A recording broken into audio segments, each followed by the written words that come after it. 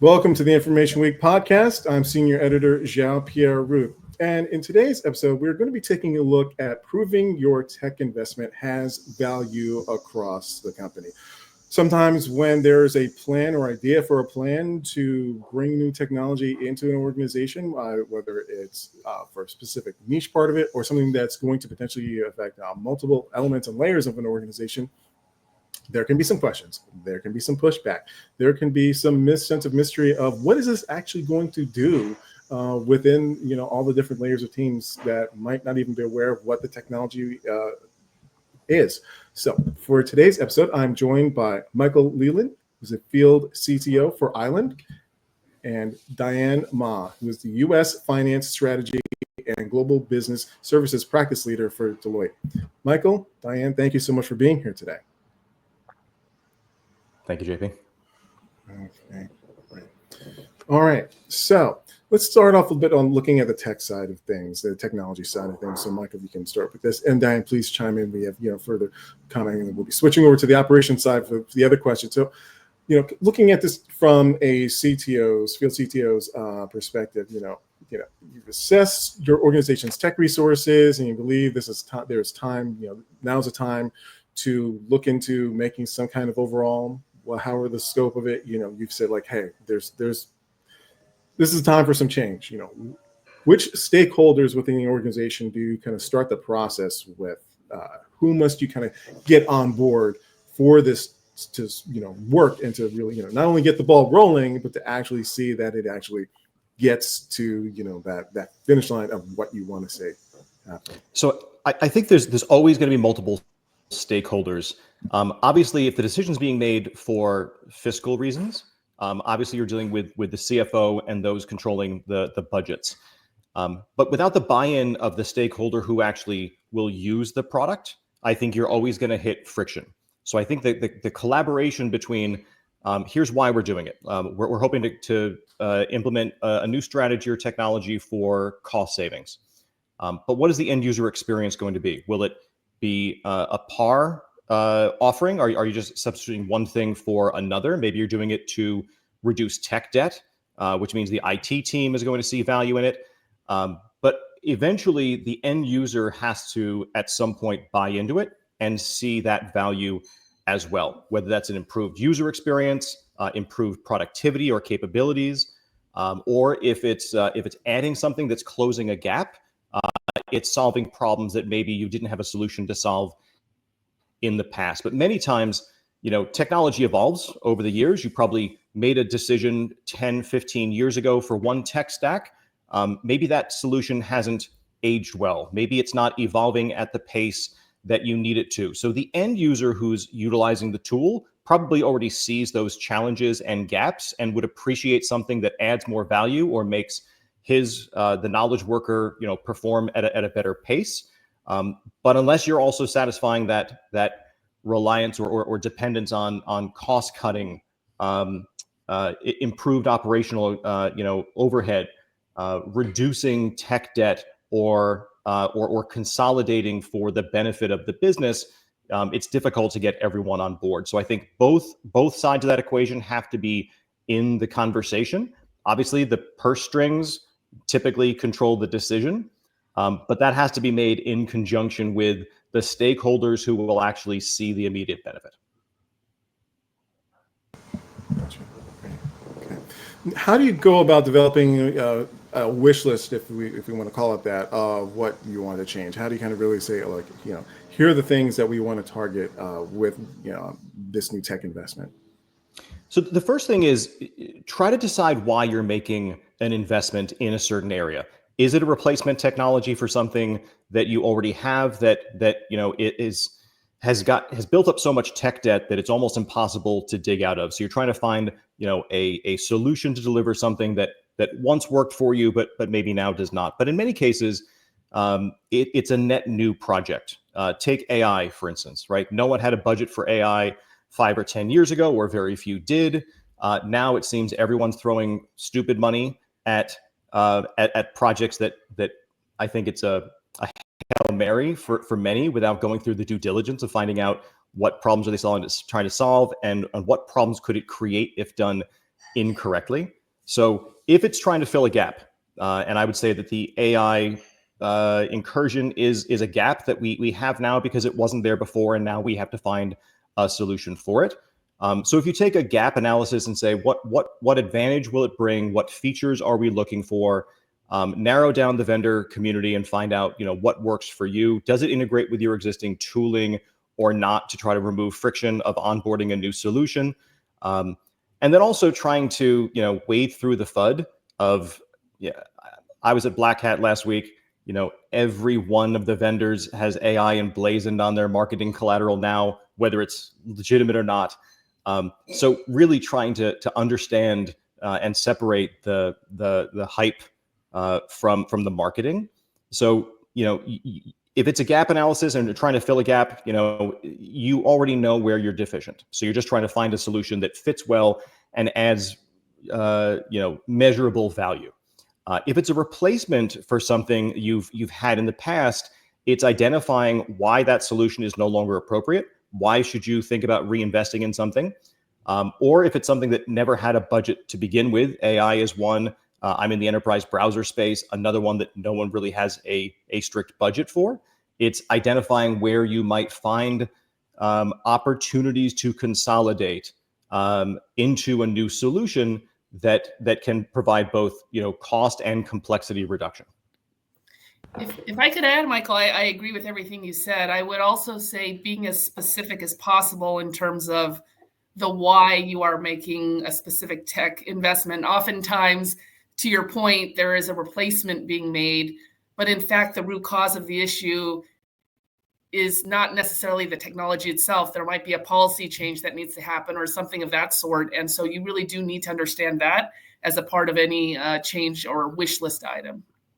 The other side of that too, just to kind of add to that, the industry changes, the threat landscape changes, the things that used to work may not work anymore. And just to bring back into the AI conversation, adversaries are using AI. We need to have a comparable solution that leverages AI as a force multiplier as well. So, it's changing industry conditions, it's changing threat landscape, it's even changing, economic conditions in how you're making your purchases and what tech stack, will work to suit that need. I might just add my usual AI curmudgeon thoughts. So there seems to be organizations, slapping AI onto what they do, the way they used to talk about how we're doing blockchain. All right, on to the next question. All right, so what happens if the solutions or the technology that we're looking at to be part of this overhaul start to push or potentially even exceed the usual budget, or how the organization has tended to kind of like budget out for the fiscal year, like, hey, this is starting to get a little pricey to do this thing that you said is going to be good for us. What kind of conversations do you start to have then? We saw that in cloud adoption. We're seeing it as well with data lakes and now AI. Running full steam ahead without understanding what the compounding cost could be to do that. We found a lot of organizations shocked by their cloud bill, shocked by their data and compute bill, because they didn't appreciate what that was going to add to their resourcing and to the utilization of these platforms that might seem attractive going in because the entry price is small. But once adoption occurs, once people start utilizing it more, all of a sudden, those expenses start compounding, and you start seeing pushback from the organization saying, I wasn't expecting this size bill, right? So now you have to reevaluate. And to Diane's point, be specific, right?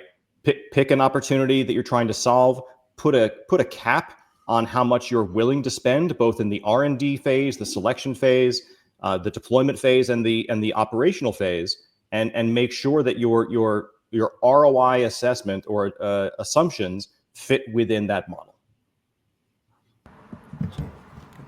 And how do you approach the actual approach an actual rollout and potential training of staff to work with these two new tech resources, particularly looking at, say, you have a need for training for teams that been there for a while, might even be a little reluctant to adopt this because they're very used to, and we'll get into this into the tabletop, get very used to using resources that they're comfortable with, and here comes this new wing nut. So I think it's always best to crawl, walk, run, right? Pick a small set of users with a very specific persona, identify the use case you're trying to solve for them, get them onboarded, get them happy with it, and then expand from there. Pick one more use case, pick one more group of users that would add value. I don't think anyone's going to go whole cloth and say, rip this out, put that in, and expect everyone overnight to not push back, to not have some friction. And so sometimes it's finding that low-hanging fruit, right? That small group of users that has a problem that no one else has that you can solve now with either a new solution or a modification to an existing solution that now meets those needs. Solve that for them and make them the champions as you start expanding that use case out to the rest of the organization. Okay. All right, so let's take a shift over to the more operational business side of things. So, all right, Diane, let me look for your expertise on these things. So, tech investment is happening, and there's, everyone's trying to be a bit pragmatic about the approach. How do you go about balancing, the potential cost, kind of getting back to this, with other parts of an organization? The tech side is saying like, hey, we need this money to do this, and then the other elements are like, I'm sorry, we have these things that we also need to do too, and now you're taking money out of our baskets. Yeah, I'd say that, obviously technology should be embedded in the vast majority, if not all, of the programs that are happening in enterprises today. However, the understanding of the true reason, the vision, the value ultimately that is going to come from these programs needs to be understood across the enterprise. And then trade-offs need to happen, whether it's the budget, whether it's the time, honestly, of the individuals that are going to be part of the program, whether it's just the capacity and competencies of specific skill sets that you might need. All of that is going to be incredibly important to understand upfront across the different competing initiatives, and then really setting out what it is that we need to do now because there's a burning platform, for example, and what are the things that might be enhancements or add-ons over time to address the needs of the entire stakeholder community. And how do you really go about, how should organizations at least consider going about really kind of like managing the potential cuts in funding for other parts of the company in terms of getting those stakeholders to have like those conversations, the tough conversations that might need to be necessary, when they're saying like, hey, the money needs some more money, some more greenbacks need to go towards this overhaul. Who do you bring in? How does it start? What should organizations kind of like try to plan towards? Yeah, I'd say really upfront, you want to make sure that your steering committee or your executive council is comprised of voices across all of these different groups. You want the partnership oftentimes between the CFO and the CIO, at the helm, but also the business users, making sure that there are adequate representatives on the team that can at least voice the concerns of that group and be part of the working team to understand as things happen, as the deployment is underway, here are the choices we need to make. Here are the things that are must-haves for me. Here are the things that I'm willing to give on, and also to understand the dependencies across groups. I'd say oftentimes people are looking at things from a very siloed lens of here's how it's going to make my life better, but they may not understand upstream or downstream the implications of that. And really, that's the purpose of that type of forum, that type of steering committee, is to unearth those conversations and then ultimately get to a solution. I have one point to add on that. As we talk to CIOs and we ask them, to prioritize both spend as well as stakeholder sentiment, and they consistently say, I could never get rid of that over there because it's a legacy app, but it's needed and I can't do it. And then all of a sudden you realize that when you actually dig into the numbers, you find out that there are only 5 people who need that application, right? And so maybe you're diverting a lot of energy in both maintenance and sustaining an application that is now only the purview of 5 people, when the other 5,000 people who actually need improvement to productivity, improvement to workflow, improvement to end user experience are suffering because of that. And it's easy once you see the numbers. I think it's got to be data driven as well. We've got to know what the impact is, the scope of that impact, just like we need the scope of the value. And to Diane's point, are there dependencies? If I do this, does it break anything else? And if not, maybe that's identified as low-hanging fruit. Gotcha. So what happens if, with the initial proposed overhaul with this tech investment doesn't include certain business and operations teams, what their needs are? How do you get those voices at the table, with the internal tech leadership to kind of have a meeting of the minds? Yeah, I mean, I guess maybe to start with a statistic, Deloitte has done a study with Gartner around just tech-enabled transformation, and 70% of CFOs are finding that the value isn't being realized to the extent that they had planned. And one of the drivers is, JP, what you're mentioning. They are not necessarily part of the initial conversations. That being said, if you are in a project that's on its way and you are finding that it might be more heavily driven through one function, I think it's imperative to bring it up to your leadership team to mention and say, look, we have a real concern here. Is there a forum in which we can come and talk to the project team about this? Sometimes they are pleasantly surprised that it has been considered. It may be being deferred, or it may be being addressed in a different way. Or there are times when something gets escalated and that issue becomes something meaningful and pivotal in the design process. I think there are going to be natural phases of any sort of tech implementation where you would expect kind of the business voice to be heard, starting with kind of the design and the wireframing, if you will, of the solution. Gotcha. And how should an organization really kind of assess the impact that a new tech investment in this overhaul has on the business? What really matters is, the profit or potential profit, time saved for the teams, when you put all this to the test? I think it depends on the program. What I would say is it's important to identify that early on. To your point, I'd say a lot of programs focus very, very heavily on the cost savings aspect of any sort of tech implementation. And there are lots of other dimensions to consider, whether it's, like you said, making life easier for your employees, making it easier for your customers in terms of how they engage with you, creating a scalable platform that will take you into the future. Up front, you need to have that conversation to understand what it looks like both quantitatively and qualitatively, so that as you're going through the process, and especially as the tool is being implemented or set of tools, you have the right measurements and mechanisms to identify kind of how you're tracking against that value case. Gotcha. Okay, great. All right, well, let's go through the initial questions I have for you both. Now, it is time to get into the fun tabletop exercise portion of the podcast. And I'm using my Teenage Mutant Ninja Turtles role-playing game, Game Master screen for this exercise. Yes, there actually is a Teenage Mutant Ninja Turtles role-playing game that goes way back when. I've got a lot of these different screens from a lot of different games from over the years. Okay. Once again, I must, reiterate to folks that the tabletop exercise represents a fictional representation of a company that I have dubiously named Questionable Ideas Are Us. The scenarios that are presented are definitely fictional, and the actions of the members of the team within Questionable Ideas Are Us should not be a reflection upon my guests. They are all just born from the wackiness of my own mind of potential scenarios, hopefully not, that other companies may or may not allegedly or not face. So, okay, for this exercise, both of you are effectively going to essentially be fulfilling your roles that you, but within Questionable Ideas Are Us. So you're going to definitely be speaking directly to the leadership and try to see how you deal with the folks, that you're on their team. You've been brought in. You're on their team, and you're trying to do your best to kind of deal with what's going on with them. All right, first scenario. The CEO has approved plans to update tech in the company, but details are still being sorted out in terms of specific budget and implementation.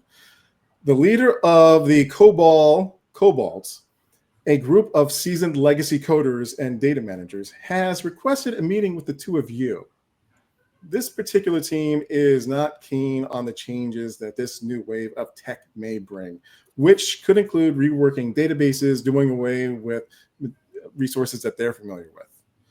The COBOLs present a plan to patch on some updates to existing systems that they're familiar with, promising it will cost less overall, and be faster to implement.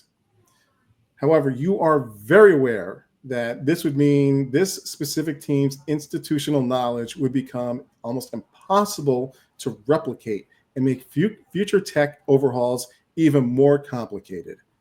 How do you proceed? Happy to start, Michael, if you'd like, and feel free to chime in. Go right ahead. If I was meeting with the Cobalts, the first thing to talk about are what are the principles around what it is we're trying to accomplish. It sounds like they've laid out a couple of them. There's cost. There is the idea that kind of a add-on solution is going to enable them to continue a way of working that they're comfortable with. Both very valid principles. I would say and suggest to them that there are likely others, one of which you mentioned. How do we make sure that the solution is scalable beyond the intrinsic kind of knowledge that resides in your head? Are there other things that we would agree upon would want to be considered as a part of the solution? And really take the conversation from that angle to start, and then evaluate the different options that have been laid out. I'll add on to that. The first thing I would ask and to get their agreement on is, isn't it true it's getting harder and harder to find technical resources in this field that match this skill set? And it would probably be difficult to find a replacement for anybody on your team if they should retire, if they should leave on medical. Wouldn't it be, more advantageous to both the company and your career path if we can find a way to educate you in a new way, slowly but consistently, and take your career and the technology that we're using a step ahead, right? Maybe not jump 5 steps at once, but let's start in that order, or at least in that direction. This AI is going to take my job, argument is roughly the same analogy. And if you focus on the fact that, there are newer and possibly better ways to achieve the same thing without continuing to invest in a technology that only adds tech debt. Like, let's think about this, in a revolutionary way. And I would try to partner with them in helping find and solidify that path forward. That didn't keep dragging the old tech, ahead one step at a time, but started to promote this concept of, let's be design partners in this going forward. Let's figure out what the business needs and how you can improve your skill set and your team's skill set to be more effective and more valuable to us in the future. Okay. All right. Well, the Cobalts kind of nod, but they also give you very narrow stares as they slowly leave the meeting. Okay. Scenario 2. Chief Revenue Officer Cutthroat Chester has asked for his own meeting. So he applauds the new tech investment, though he's still not keen on the potential price tag relative to the bottom line for the company. Chester would like you to put together a plan to leverage the new technology even more than originally outlined, and by doing so, increase the workload on a smaller, tighter group of in-house developers and IT managers in the process. Chester's reasoning is that the investment needs to pay for itself through promised efficiency, and to Chester, that means reducing headcount with increased responsibility on those who remain. Even if this goes beyond what you actually outlined, and you have a feeling this would definitely lead to crunch time for those in terms of the way it'd be implemented. As Chester speaks, you can see the Cobalts glare at you through the blinds from outside the room.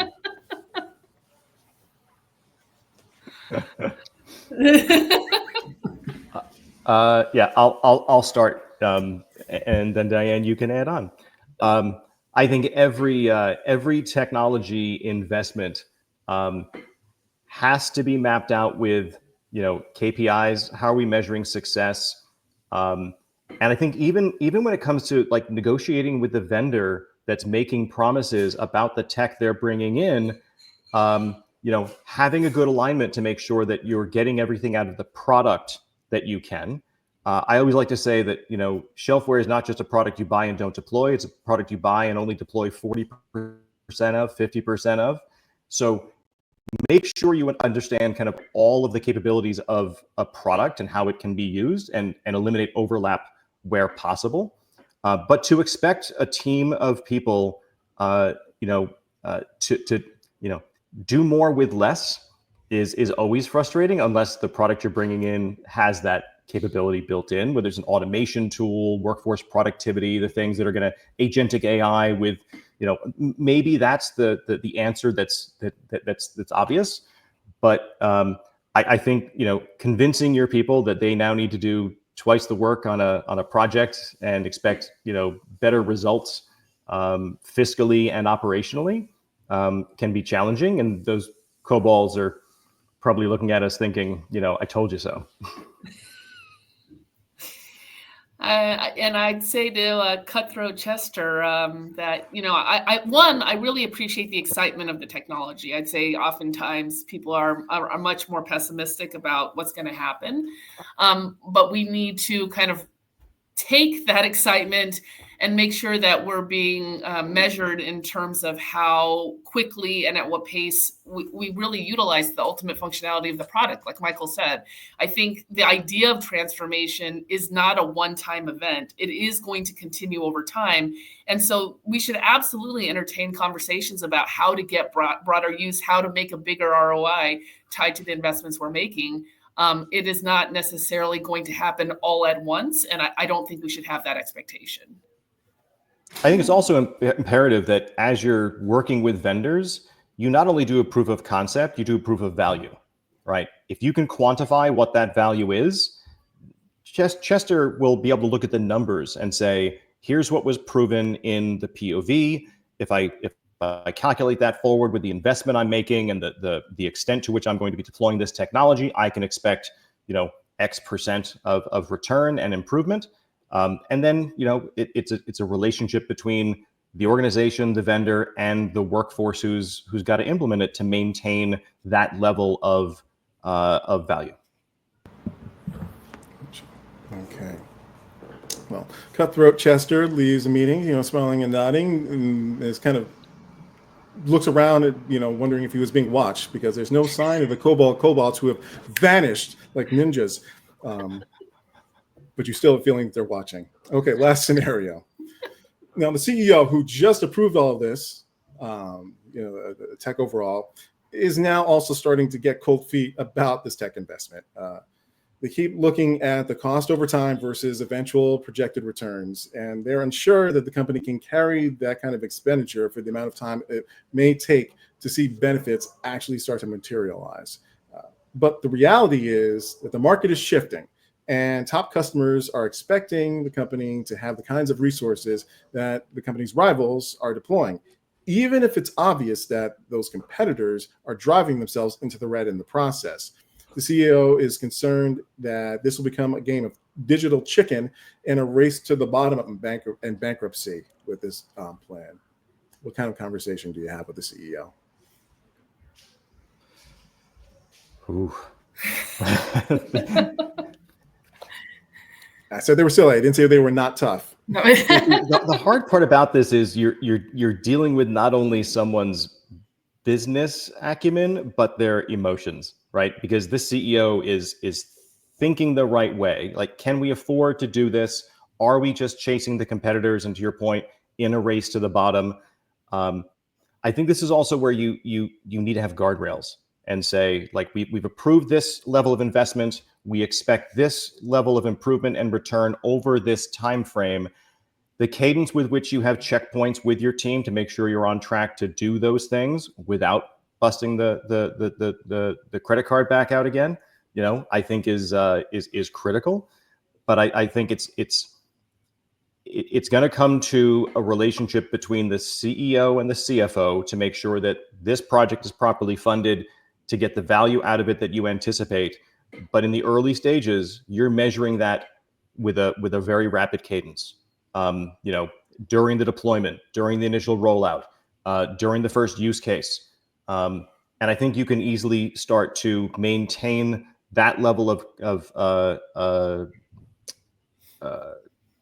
appreciation for how this product or technology is measurably improving to the bottom line, the workforce productivity, whatever it is you're measuring. Stay the course as long as you're maintaining those guardrails and you're in line with projections.